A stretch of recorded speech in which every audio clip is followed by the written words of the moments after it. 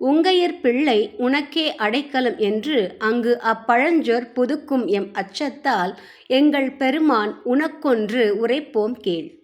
ஒரு பெண்ணை கல்யாணம் பண்ணி கொடுக்கும்போது பொண்ணோட அப்பா அந்த மாப்பிள்ளைக்கிட்ட இந்த பொண்ணு உங்களுக்கு தான் சொந்தம் அப்படின்னு சொல்லி கொடுக்குற பழக்கம் இங்கே இருக்கிறதுனால எங்களுக்கு வர கணவர் எப்படி இருக்கணும் அப்படிங்கிற விண்ணப்பத்தை உங்ககிட்ட தான் உரிமையாக கேட்க முடியும்.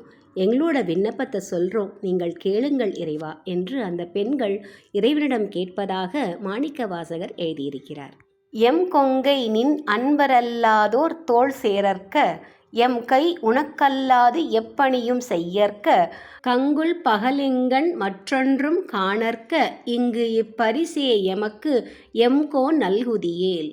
எங்களோட கோரிக்கை என்ன அப்படின்னா, எங்களுக்கு கணவராக வரவர் சிவபக்தராக தான் இருக்கணும். நாங்கள் இந்த கோவிலில் திருப்பணிகள் செய்வதற்கு எங்களோட கணவர் எங்களை அனுமதிக்கணும். அப்படிப்பட்ட நல்லவர்கள் மட்டுமே எங்கள் கண்ணில் தெரியணும், வேற யாரும் எங்கள் கண்ணுக்கு தெரியவே கூடாது.